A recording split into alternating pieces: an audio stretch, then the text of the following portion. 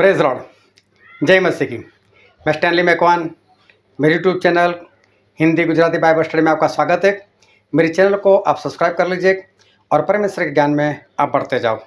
जब परमेश्वर ने इजराइल लोगों को मिस्र देश से बाहर निकाला और विश्राम के देश में ले जाने के लिए उनको समुंदर के उस पार लेकर गए, और इजराइल प्रजा जो थी वो 3 दिन तक चलती रही, और 3 दिन 3 रात बीत चुकने के बाद उनको प्यास लगी और उन्होंने मूसा से पानी मांगा, लेकिन कुड़कुड़ा कर पानी मांगा और बोला कि मूसा हमको प्यासा मरने के लिए लेकर आए।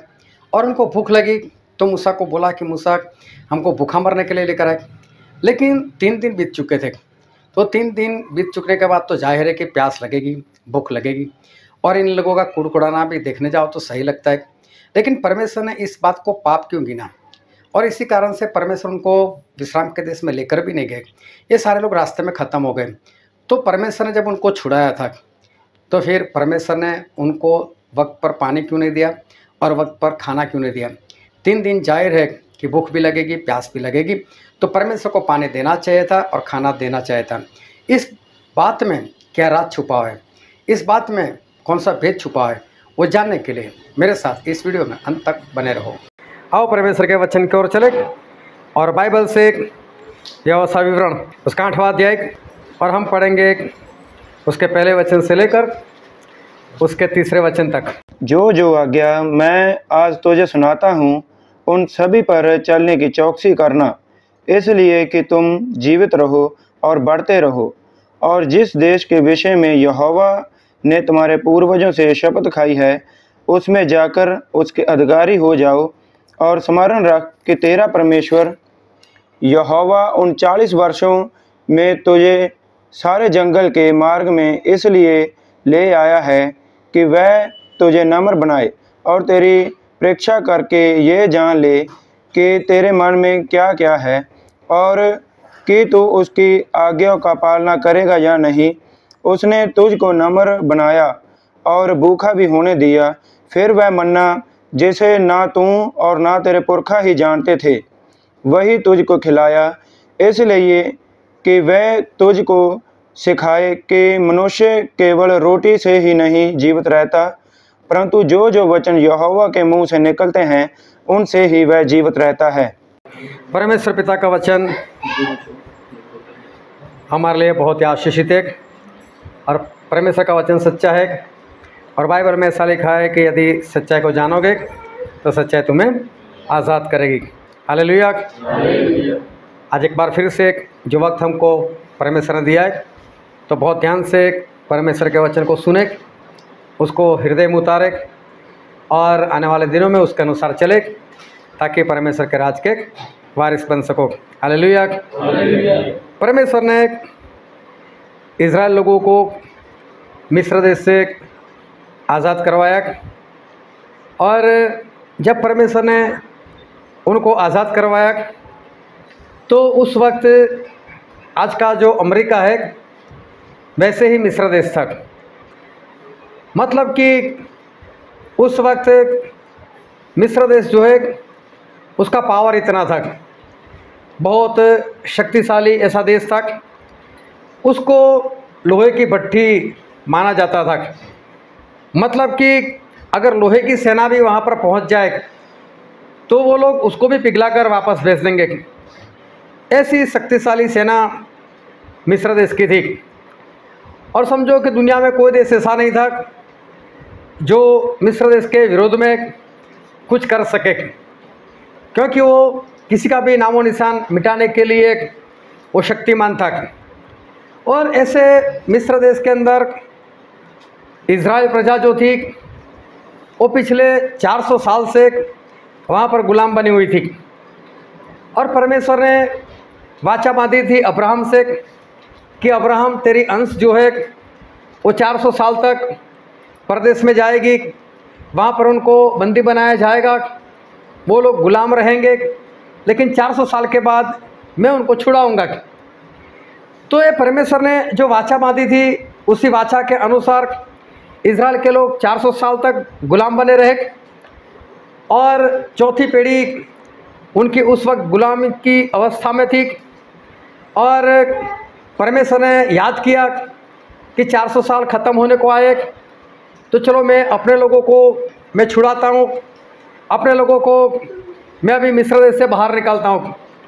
तो परमेश्वर ने उस वक्त मूसा जो कि 80 साल के थे, उनको परमेश्वर ने दर्शन दिया, और दर्शन देकर परमेश्वर ने मूसा को ऐसा कहा कि मूसा, मैं इसलिए आया हूँ कि मिस्र देश से मेरी प्रजा को मैं आज़ाद करूँ, और इसके लिए मैं तेरा इस्तेमाल करना चाहता हूँ। और परमेश्वर ने मूसा का इस्तेमाल किया। मूसा और उनके बड़े भाई हारून, ये दोनों फिरौन के पास जाते थे, और परमेश्वर जितना बोलते थे उतना कर कर वो लोग वापस आ जाते थे। अभी मूसा जब वहाँ पर जाते थे तो परमेश्वर के कहने के अनुसार जाते थे, और परमेश्वर मूसा को बोलते थे कि मूसा तू जा और जाकर वहाँ मिस्र का जो पानी है उसको लहू बना दे।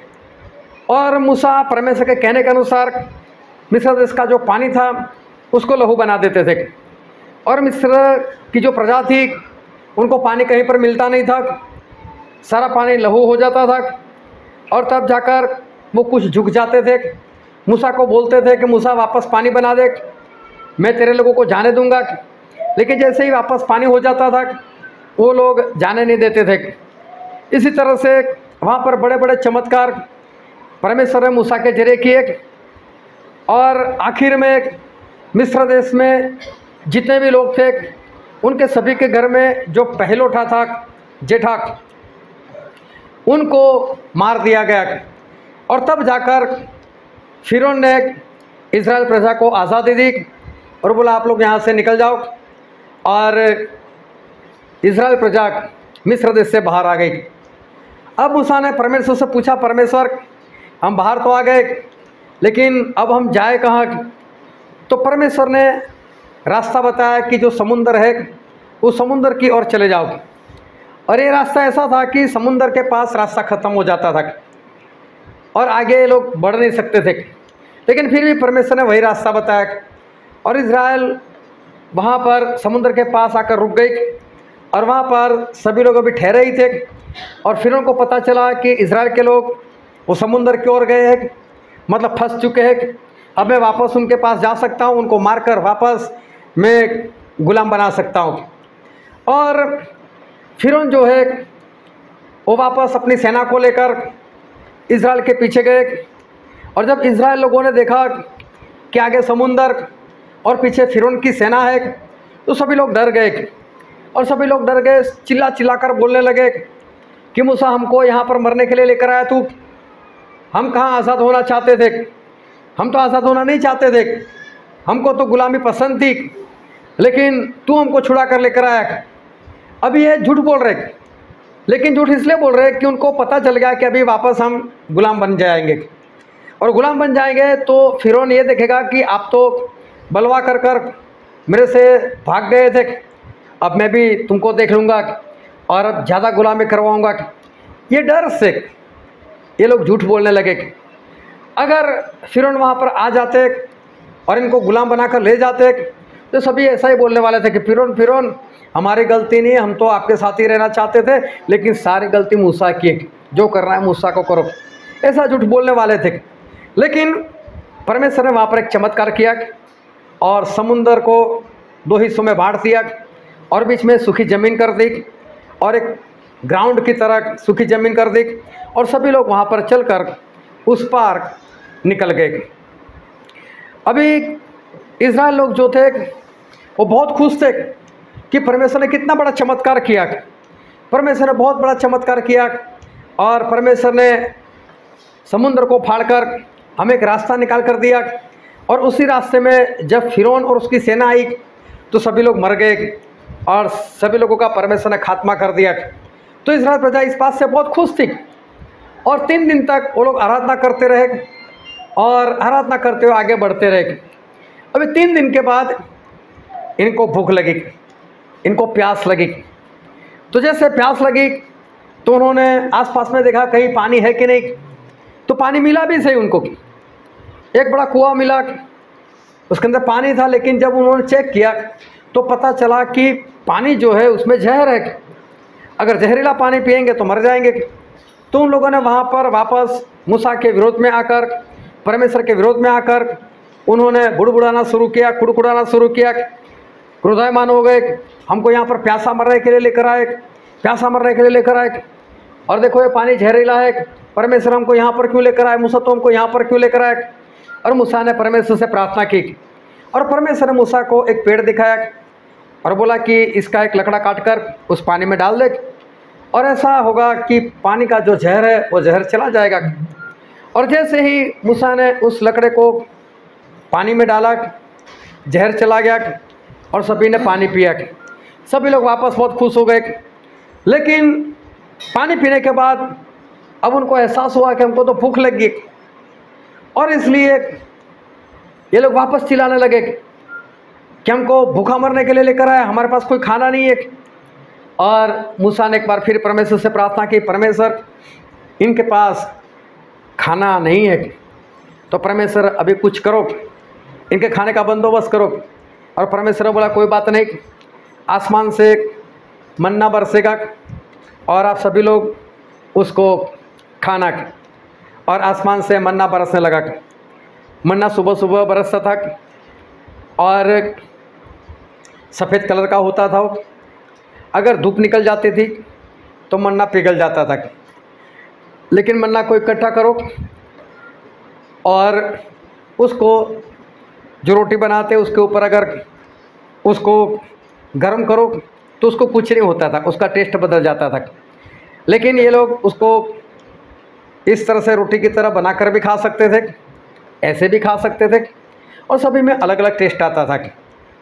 परमेश्वर ने इनको बहुत बढ़िया मन्ना, जिसे स्वर्गदूतों की रोटी कहते हैं, वो उनको खाने को दिया। और हमें मालूम है कि इज़राइल लोगों ने बार बार मूसा के विरोध में और परमेश्वर के विरोध में काम किया। सिर्फ बाइबल में लिखने के अनुसार 3 बार तो इन लोगों ने पानी के लिए ही मूसा का विरोध किया, परमेश्वर का विरोध किया। 3 बार बोला कि हमको प्यासा मरने के लिए लेकर आए। एक बार तो इन्होंने पत्थर हाथ में ले लिए और बोला हम तो मार देंगे मूसा को। लेकिन परमेश्वर ने चलो मूसा की सुनी और उनके लिए पानी बहाया। लेकिन जब हम इज़राइल प्रजा की ओर देखते हैं तो इज़राइल प्रजा इस तरह से परमेश्वर के विरोध में और मूसा के विरोध में क्यों आती थी? क्या इज़राइल प्रजा सही कर रही थी या इज़राइल प्रजा गलत कर रही थी? ध्यान से समझना आज। और इज़राइल प्रजा जहाँ थी वहाँ अपने आप को रख कर देखना कि इनके हालात जो थे वो कैसे थे। अभी चलते चलते जब ये लोग वचन के देश, विश्राम के देश के पास पहुंच गए, जहां पर परमेश्वर ने बोला था मैं तुमको लेकर जाऊंगा, और बहुत करीब थे, और परमेश्वर ने मूसा को बोला मूसा जो 12 गोत्र थे उसमें से एक एक अगुए को ठहरा और 12 लोगों को उस कनान देश में भेज, ताकि वहाँ का भेद लेकर आए, वहाँ की जासूसी कर आए, वहाँ के लोगों को देख कर आए, वहाँ की ज़मीन को देख कर आए, वहाँ की पहाड़ी को देख कर आए, वहाँ के फल को देख कर आए, सब्जी को देख कर आए। और मूसा ने परमेश्वर के कहने के अनुसार किया, 12 लोगों को ठहराया और उनको बोला जाओ जाकर ये देश जो परमेश्वर हमको देने के लिए जा रहे उस देश को देख कर आओ। और 12 लोग वहाँ पर गए, 40 दिन तक रुके। 40 दिन उन्होंने वहाँ पर खाया पिया होगा, वहाँ की ज़मीन देखी होगी, चारों ओर घूमे होंगे, वहाँ के लोगों को देखा होगा, वहाँ के लोगों ने भी इनको देखा होगा ये अनजान लोग कौन आ गए और ये यहाँ पर क्यों आए। उनको भी पता चल गया ये इज़राइल के लोग हैं, इज़राइल प्रजा के लोग हैं। लेकिन वो लोग इतने हट्टे कट्टे से थे, तो वो लोग जब इज़राइल लोगों को देखते थे तो उनको ऐसा लगता था कि अगर इज़राइल हमारे साथ लड़ने के लिए आ भी जाएंगे तो कौन सी बड़ी बात है, ये तो हमारे सामने टिड्डी के समान दिखते, हम मार देंगे उनको। और इज़राइल प्रजा भी जब वहाँ के लोगों को देखते थे तो उनको ऐसा लगता था इतने बड़े डिल डोल वाले और इनके सामने तो हम तो कुछ भी नहीं, हम तो टिड्डी के समान है, ये लोग हमको कभी भी ख़त्म कर सकते। और 40 दिन के बाद वो लोग आए, वहाँ के कुछ फल लेकर आए और आकर सभी लोगों ने रोना शुरू कर दिया कि परमेश्वर हमको यहाँ पर मरने के लिए लेकर आए, वहाँ की प्रजा तो राक्षस जैसी है, वो हमको मार देगी, हमको ख़त्म कर देगी, और परमेश्वर यहाँ हमको ख़त्म करने के लिए लेकर आएगी।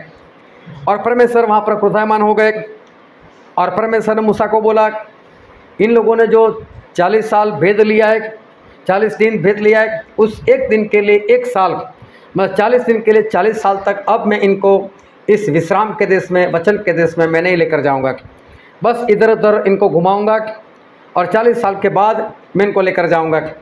और जिनकी गिनती हुई है वो तो सारे रास्ते में ख़त्म हो जाएंगे, उनकी लाशें गल जाएगी, तब तक मैं इनको यहाँ से उस विश्राम के देश में नहीं लेकर जाऊंगा। अभी रास्ता पास में था, और फिर भी परमेश्वर ने 40 साल उनको वहाँ पर पहुँचाने में लगा दिए। अभी 40 साल उनको वहाँ पर जाने में लग गए। उस 40 साल के बाद मूसा भी मर गए। उसके बाद यहोशू के हाथ में सारी बागडोर आई, और यहोशू परमेश्वर के सामर्थ्य से इन सभी को विश्राम के देश में ले गए। लेकिन जो पीढ़ी वहाँ से मिस्र देश से निकली थी वो तो रास्ते में ख़त्म हो गई थी। अब ध्यान से समझना कि परमेश्वर हमको कहना क्या चाहते हैं। जब इज़राइल प्रजा मिस्र देश से निकली, और जब समुद्र को परमेश्वर ने फाड़ दिया और वो लोग उस पार निकल गए, और 3 दिन लगातार ये लोग चलते रहे, 3 दिन ये लोग आराधना करते रहे, 3 दिन तक इनको पानी नहीं मिला, 3 दिन तक इनको खाना भी नहीं मिला, लेकिन ना किसी ने खाना मांगा ना किसी ने पानी मांगा। लेकिन 3 दिन खत्म होने के बाद फिर इनको लगा कि हमको तो प्यास लगी है, और प्यास लगी तो हमको पानी चाहिए, और पानी चाहिए तो उन्होंने पानी ढूंढा तो मिला, लेकिन जहरीला मिला। अब सोचो कि एक परमेश्वर की हम बात कर रहे हैं, तो परमेश्वर इंसान नहीं है, परमेश्वर सर्वशक्तिमान है, परमेश्वर समझदार है, परमेश्वर में ज्ञान है, परमेश्वर में बुद्धि है। और वो परमेश्वर जिन्होंने अब्राहम से वाचा बांधी थी कि अब्राहम तेरे अंश को 400 साल के बाद मैं छुड़ा लूँगा, और 400 साल के बाद जो 70 लोग मिस्र देश में गए थे वो बढ़कर कई गुना हो गए। अगर उनकी पत्नी और बच्चों के साथ अगर गिनती की जाए तो 35 से 40 लाख लोग थे।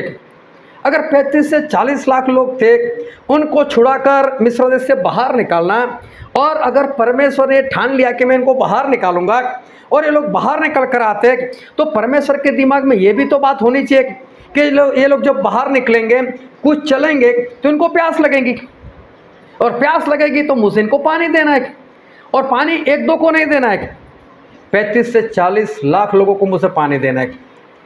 तो उसके लिए इतना पानी मैं लाऊंगा कहाँ से? परमेश्वर ने कुछ सोचना तो चाहिए, या परमेश्वर कुछ सोचा तो होना चाहिए।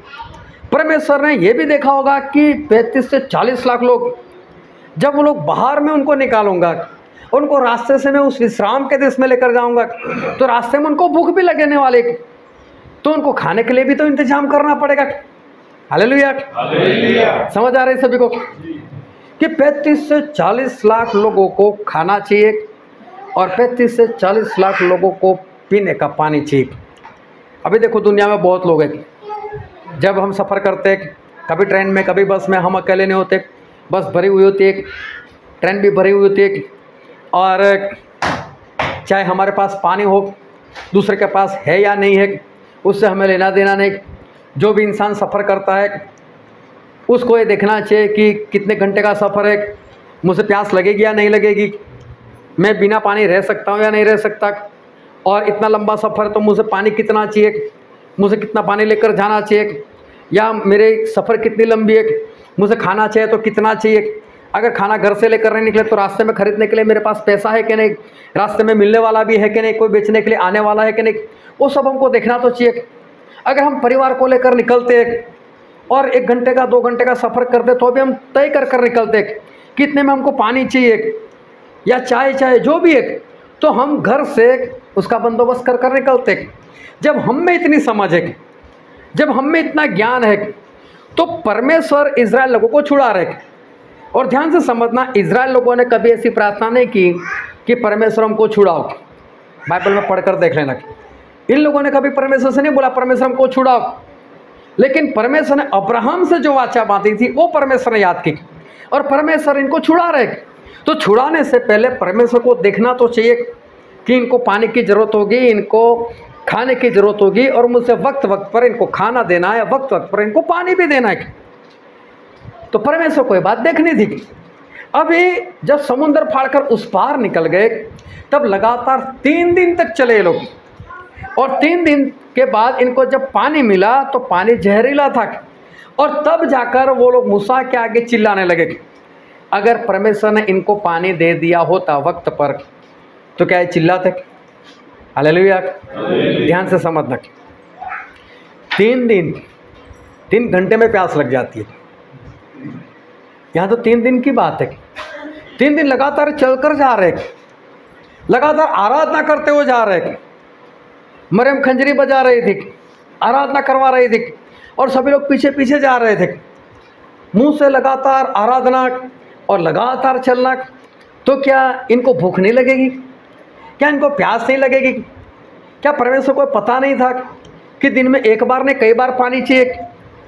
चलो खाना हो सकता है कि 2 बार या 3 बार ठीक है, लेकिन पानी तो उससे ज़्यादा चाहिए। तो परमेश्वर ने अगर वक्त पर इज़राइल प्रजा को अगर खाना दे दिया होता तो क्या इज़राइल प्रजा मूसा के विरोध में आकर चिल्लाती? हालेलुया। आया ना, चिल्लाती या नहीं चिल्लाती? अगर मिल जाता तो ये लोग चिल्लाने वाले नहीं थे, लेकिन 3 दिन तक नहीं मिला। मिला तो जहरीला मिला, तब जाकर चिल्लाया। तो परमेश्वर ने इस बात को ध्यान में क्यों नहीं लिया? परमेश्वर ने इनको वक्त पर पानी क्यों नहीं दिया? और परमेश्वर ने वक्त पर इनको खाना क्यों नहीं दिया?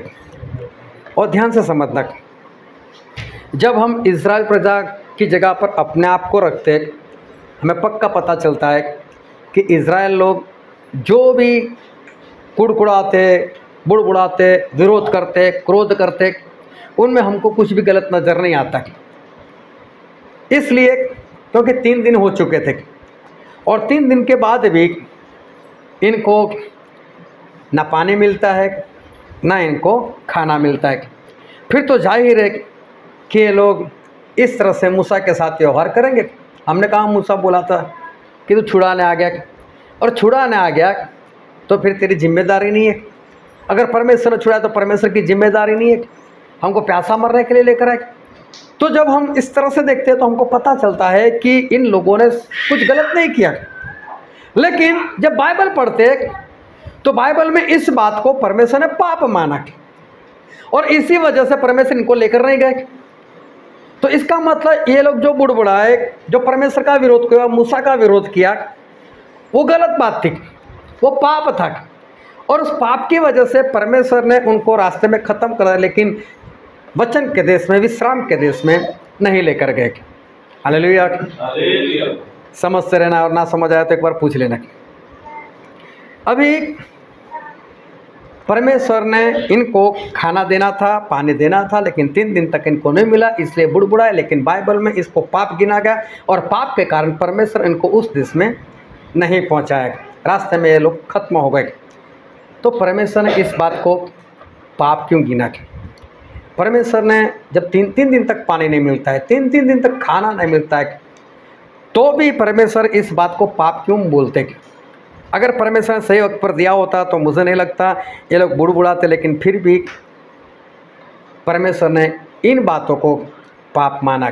हालेलुया। एक वचन पढ़ते हैं बाइबल से, और वो भी है व्यवस्था विवरण, उसका 2 अध्याय और उसका 7वां वचन पढ़ो तो।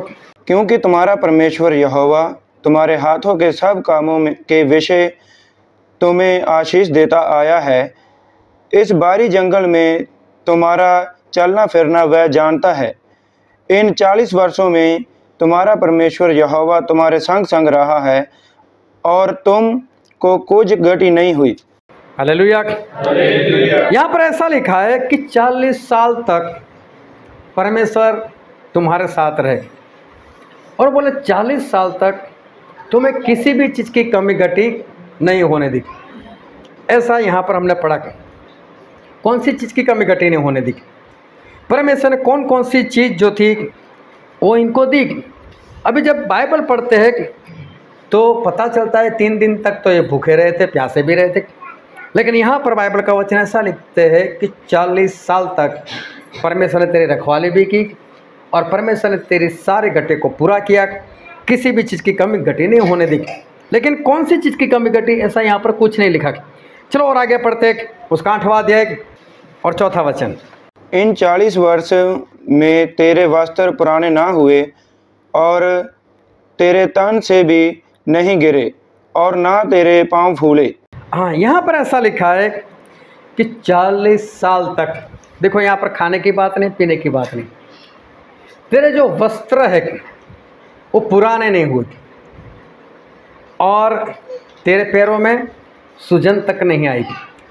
क्यों? परमेश्वर ने यहाँ पर बाइबल में ऐसा लिखवाया कि इन लोगों को हर रोज़ चलना था और चलना भी के साथ अपने पूरे सामान के साथ ये लोग चलते जा रहे थे। लगातार चलना, हर रोज़ चलना और चलते जाते थे, फिर भी इनके पैरों में सूजन नहीं आई। सूजन नहीं आई, इसका दूसरा मतलब है कि दर्द भी नहीं हुआ। कितना भी चलते थे लेकिन इनको कोई बीमारी नहीं लगी। कितना भी चलते थे लेकिन पैरों में सूजन नहीं आई। क्या कभी इज़राइल लोगों ने परमेश्वर से कहा था कि परमेश्वर हमको तो बहुत लंबा चलना है, हमको तो हर रोज़ चलना है, तो परमेश्वर हमारी सेहत को संभालना, हमारे पैर में सूजन नहीं आने देना, हमारे पैर कभी दर्द ना करे? क्या कभी इज़राइल लोगों ने ऐसी प्रार्थना की थी? आया ना? नहीं की थी प्रार्थना की। और फिर भी परमेश्वर ने इस बात को संभाला कि नहीं? फिर भी परमेश्वर ने इनका काम किया कि नहीं किया? इन लोगों को तो मालूम भी नहीं है कि, और फिर भी परमेश्वर इनके मांगने से पहले इनके पैरों को देख रहे, इनके पैरों में सूजन नहीं आने देते, इनके पैरों में दर्द नहीं आने देते। और फिर लिखा है कि जो वस्त्र है वो पुराने भी नहीं हुए। चलो एक वचन और पढ़ते हैं, यही व्यवसाय विवरण में उसका 29वां अध्याय और 5 वचन। मैं तो तुमको जंगल में 40 वर्ष लिए फिरा और ना तुम्हारे तन पर वस्त्र पुराने हुए और ना तेरी जूतियाँ तेरे पैरों से पुरानी हुई। यहाँ पर ऐसा लिखा है कि ना तेरे वस्त्र पुराने हुए, ना तेरी जूती तक पुरानी हुई। हालेलुया। क्या आपने कभी ऐसा वस्त्र पहना जो 40 साल तक पुराना ना हो? क्या कभी ऐसे जूते देखे जो 40 साल तक पुराने ही ना हो? अभी समझ लेना कि ये लोग गुलाम थे और वहाँ से बाहर निकले, रास्ते में है, ये लोग कोई कमाई नहीं कर रहे और ये लोग रास्ते में जा रहे। अभी कमाई नहीं कर रहे, ना कोई कारोबार कर रहे। अभी ये लोग वस्त्र लाए तो कहाँ से लाए? लेकिन परमेश्वर ने बाइबल में ऐसा लिखा है वस्त्र पुराने तक नहीं हुए। इसका मतलब नए वस्त्र नहीं मिले इनको, जो वस्त्र थे वही रहे, लेकिन 40 साल तक वस्त्र पुराने नहीं हुए। समझ लो, जो भी वस्त्र ये लोगों ने मिस्र देश से बाहर निकलते वक्त पहना हुआ था वो 40 साल तक वो वस्त्र वैसा का वैसा ही रहा, पुराना तक नहीं हुआ। हालेलुया। चलो ये बात तो ठीक है, लेकिन इंसान की बॉडी तो कम ज़्यादा हो सकती है 40 साल में, है ना? नॉर्मल से एक्सेल, एक्सेल से डबल एक्सेल, कुछ भी हो सकता है। तो वस्त्र चाहे पुराना नहीं होता, लेकिन बॉडी बढ़ेगी तो वस्त्र का क्या होगा? तो परमेश्वर ने क्या किया मालूम है? वस्त्र को भी बढ़ाते गए। अगर वो एक्सेल हुआ तो उसका कपड़ा भी एक्सेल हो गया, वो डबल एक्सेल हो गया, कपड़ा भी डबल एक्सेल हो गया। इतना ही नहीं, बड़े लोगों की बात छोड़ो, हो सकता है उनकी बॉडी वैसी की वैसी रहेगी या थोड़ा सा प्लस माइनस, लेकिन जो छोटा बच्चा था वो तो 40 साल का हो गया, जो 1 साल का था वो 40 साल का हो गया, उसमें तो कितना अंतर आएगा। उसके कपड़े का क्या? उसके कपड़े भी बढ़ गए। जैसे जैसे बच्चा बढ़ता गया कपड़े बढ़ते गए, पुराने नहीं हुए। जूते भी बढ़ते गए, 2 नंबर से 3 नंबर, 8 नंबर, 10 नंबर। जैसे उसके पैर बढ़ते थे परमेश्वर उसके जूते को भी बढ़ा देते थे। क्या कभी इज़राइल लोगों ने ऐसा बोला था कि परमेश्वर वस्त्र कहाँ से लेकर आएंगे? 40 साल चलना है। क्या इन लोगों ने कभी ऐसा बोला था कि परमेश्वर हमारे जूते का क्या होगा? हम कहाँ से जूते खरीदेंगे, कहाँ से लाएंगे 40 साल तक? फिर भी परमेश्वर ने जूते दिए कि नहीं दिए? आया ना? वस्त्र दिए कि नहीं दिए? तो इसका मतलब ये है कि चाहे 3 दिन हो चुके थे, लेकिन अगर ये लोग पानी नहीं मांगते तो क्या परमेश्वर पानी नहीं देते? देते ना पानी की। चाहे 3 दिन हो चुके थे, अभी मरे तो नहीं थे, अगर थोड़ा इंतजार करते और धीरे से बोलते परमेश्वर प्यास लगी, तो क्या परमेश्वर पानी नहीं देते? अगर ये बोलते परमेश्वर हमको भूख लगी, तो क्या परमेश्वर खाना नहीं देते? अरे मैं तो बोलता हूँ ना ही मांगते, क्योंकि कपड़े कहाँ मांगे थे, जूते कहाँ मांगे थे, पैरों में कहाँ उन लोग मांगा था कि हमको पैरों में दर्द नहीं आना चाहिए या पैरों में सूजन नहीं आनी चाहिए, फिर भी परमेश्वर सब कुछ दिया ना। तो मैं तो बोलता हूँ, इन लोगों ने पानी नहीं मांगा होता तो भी परमेश्वर पानी देते, और खाना नहीं मांगते तो भी खाना देते। लेकिन हुआ ऐसा था कि 3 दिन तक लगातार भूखे प्यासे रहे थे। लेकिन उससे पहले परमेश्वर ने मिस्र देश में बड़े बड़े चमत्कार किए थे, और इतने बड़े चमत्कार कि पूरे देश का पानी लहू बन जाए। लेकिन जहाँ पर इजराइल के लोग रहते हैं वहाँ पर पानी का पानी ही आए। तो समझो कि इतने बड़े बड़े चमत्कार देखने के बाद इंसान को एक ही काम करना चाहिए, और वो है विश्वास। कि जब परमेश्वर ने इतने बड़े बड़े चमत्कार करके हमको फिर उनसे आज़ाद करवाए, तो परमेश्वर हमको वापस गुलाम तो बनाएंगे नहीं। अगर गुलामी बनाना था तो परमेश्वर हमको छुड़ाते नहीं। परमेश्वर जब आज़ाद करते हैं तो आज़ादी के लिए ही आज़ाद करते हैं। हालेलुया। तो इस बात को ध्यान में समझना है। और एक बाइबल में एक वचन पढ़ते हैं, गलातिया उसका 5वां अध्याय उसका 1 वचन।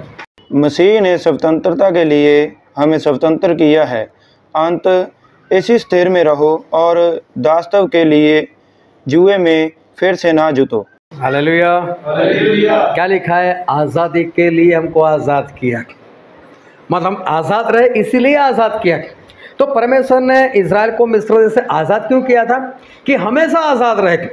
इसका मतलब फिर उनके सेना पीछे मुड़कर आती भी है तो भी इजराइल के लोग वापस गुलाम नहीं हो सकते, क्योंकि परमेश्वर ने क्यों आज़ाद किया था? आज़ादी के लिए। इस बात को समझते रहना कि अगर परमेश्वर ने इनको आज़ादी दी थी तो परमेश्वर को मालूम था कि फिरौन पीछे आएगा, लेकिन फिर भी मुझे इनको तो आज़ादी रखना है, अब दूसरी बार गुलाम नहीं होंगे।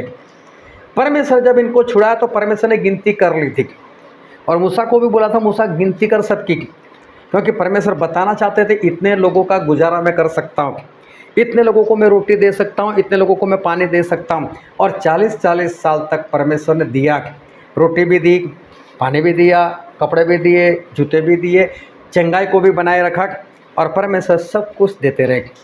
हालेलुया। लेकिन एक बार नहीं 3 बार तो इन लोगों ने पानी के लिए ही परमेश्वर के विरोध में आकर बात की, पानी नहीं है, पानी नहीं है, पानी नहीं है। एक बार पानी मिल गया तो भी दूसरी बार पानी के लिए विरोध किया, तीसरी बार भी पानी के लिए विरोध किया। इनको पता होना चाहिए था कि एक बार दिया तो दूसरी बार भी परमेश्वर देंगे। लेकिन कहने का मतलब ये है कि परमेश्वर तुरंत क्यों नहीं देते थे? अगर तुरंत मिल जाता तो ये लोग कभी विरोध नहीं करने वाले थे। तो परमेश्वर इनको तुरंत क्यों नहीं देते थे? तुरंत खाना क्यों नहीं देते थे? एक बार तो मन्ना खा खा कर सभी लोग उब से गए और मूसा को बोलने लगे क्या हर रोज़ मन्ना खाना है? बोले हम तो जब मिस्र देश में थे तो मछली खाते थे, हम तो वहाँ पर खीरा खरबूजा खाते थे, वहाँ तो हम लहसुन के साथ सब्जी बनाकर खाते थे, यहाँ तो हर रोज़ बस मन्ना मिलता है। तो मूसा भी क्रोध में आ गए, मूसा भी सोच में पड़ गए इजराइल लोग समझते क्यों नहीं, अभी इतने सारे लोग इनको कहाँ से परमेश्वर ये मीट ला कर खिलाए। तो मूसा ने परमेश्वर से बात की, तो परमेश्वर बोले मूसा तू चिंता क्यों करता है? एक दिन के लिए बोलते मैं महीने तक खिलाऊंगा। बोले मूसा बोलते परमेश्वर क्या आकाश के सारे पंछियों को लेकर आओगे इनके लिए, या समुद्र में जितनी भी मछली सभी मछली को लेकर आओगे? कैसे खिलाओगे 1 महीना की? और परमेश्वर ने मूसा से बोला मूसा मैं सर्वशक्तिमान, मैं सब कुछ कर सकता हूँ, और परमेश्वर सब कुछ कर सकते हैं। हालेलुया। ध्यान से समझते रहना कि हमारे परमेश्वर सब कुछ कर सकते हैं, और परमेश्वर ने गिनती रखी थी। परमेश्वर को मालूम था मुझे कब पानी देना चाहिए, कब खाना देना चाहिए, कितना पानी देना चाहिए, कितना खाना देना चाहिए, वो सब कुछ परमेश्वर को मालूम था। और परमेश्वर सब कुछ दे सकते थे, और परमेश्वर ने दिया भी सही।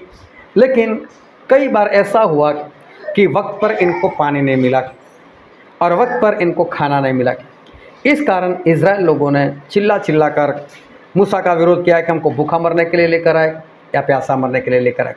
लेकिन परमेश्वर ने ऐसा किया क्यों इनके साथ? परमेश्वर ने क्यों इनके साथ इस तरह से बात की। और परमेश्वर अगर 3 दिन से पहले खाना दे देते, पानी दे देते, तो फिर तो कुछ भी नहीं होने वाला था। लेकिन परमेश्वर ने जो कुछ किया जानबूझकर किया। जो वचन आज हमने पढ़ा था व्यवस्था सार उसका 8वां अध्याय, और हमने पढ़ा था 1 से 3 वचन, और कोई पढ़ा तो उसका 3रा वचन।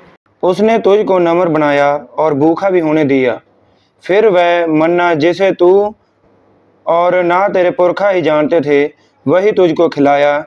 इसलिए वह तुझको सिखाए कि मनुष्य केवल रोटी से ही नहीं जीवित रहता, परंतु जो जो वचन यहोवा के मुंह से निकलता है उनसे ही वह जीवित रहता है। Hallelujah, hallelujah. देखो यहाँ पर परमेश्वर का वचन क्या कहता है कि परमेश्वर ने जानबूझकर तुझको भूखा रखा। हालेलुया, ऐसा ही लिखा है, तुझे जानबूझकर भूखा रखा ताकि तुझे ये पता चले कि इंसान सिर्फ रोटी से नहीं, लेकिन वो सारे शब्द जो परमेश्वर के मुंह से निकलते उससे जिंदा रहता है। हालेलुया। परमेश्वर को मालूम था कब पानी देना चाहिए, लेकिन परमेश्वर ने उस वक्त पानी नहीं दिया। परमेश्वर को मालूम था कब मुंह से इनको खाना देना चाहिए और कितना खाना देना चाहिए, परमेश्वर को पता था, लेकिन जानबूझकर नहीं दिया। और जानबूझकर नहीं दिया तब ये लोग चिल्लाने लगे, और चिल्लाने लगे तो परमेश्वर ने चमत्कार किया।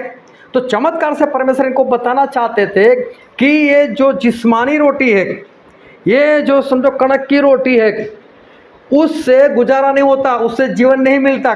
कितनी भी खाओ लेकिन एक दिन तो मरना ही मरना है। लेकिन अनंत जीवन किससे? तो बोले अनंत जीवन उससे है जो परमेश्वर के मुंह से शब्द निकलता है उससे। और परमेश्वर के मुंह से जो शब्द निकलता है वो शब्द कोई और नहीं, वो प्रभु यीशु है। और इसलिए बाइबल में लिखा है आदि में वचन था, वचन परमेश्वर के साथ था और वचन ही परमेश्वर था।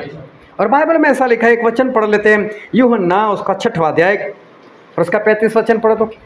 यीशु ने उनसे कहा, जीवन की रोटी मैं हूँ, जो मेरे पास आता है वह कभी भूखा ना होगा, और जो मुझ पर विश्वास करता है वह कभी प्यासा ना होगा। यहाँ पर लिखा है कि जीवन की रोटी मैं हूँ। जीवन की रोटी मैं हूँ, जो आसमान से रोटी आई, यीशु मसीह बोलते हैं मैं हूँ, और जो कोई मुझसे खाएगा उसको कभी भूख नहीं लगने वाली। हालेलुया। ये प्रभु यीशु बोलते। प्रभु यीशु सामरी स्त्री से कहा कि मुझे पानी पिला, तो स्त्री बोलते है कि तू यहूदी होकर मेरे पास पानी क्यों मांगता है? हमारा तो आपस में कोई रिश्ता नहीं, तू मेरे पास पानी क्यों मांगता है? तो प्रभु यीशु ने बहुत अच्छा सुंदर सा उत्तर उसको दिया।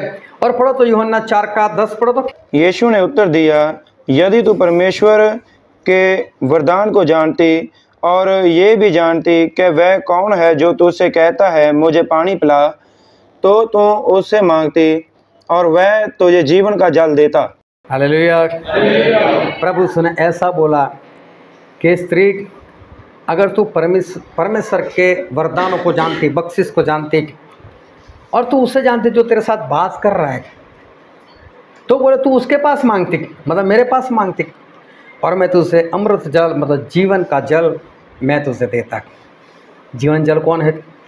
प्रभु यीशु खुद है।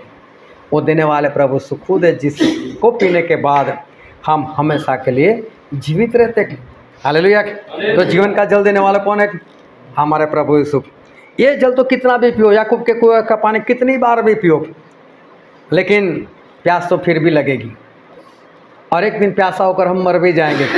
लेकिन परमेश्वर जो जल देते हैं वो जल ऐसा है कि प्रभु यीशु ने कहा, अगर स्त्री तूने एक बार पी लिया तो बोले तेरे पेट में से नदी बनकर वो बहने लग जाएगा। और यूहन्ना में ऐसा लिखा है उसका 7वां अध्याय और 37 वचन पढ़ो, 37, 38, 39। पर्व के अंतिम दिन जो मुख्य दिन है, यीशु खड़ा हुआ और पुकार कर कहा, यदि कोई प्यासा हो तो मेरे पास आए और पिए। जो मुझ पर विश्वास करेगा, जैसा पवित्र शास्त्र में आया है, उसके हृदय में से जीवन के जल की नदियां वह निकलेंगी। उसने ये वचन पवित्र आत्मा के विषय में कहा, जिसे उस पर विश्वास करने वाले पाने पर थे, क्योंकि आत्मा अब तक ना उतरा, क्योंकि यीशु अब तक अपनी महिमा को ना पहुंचा था।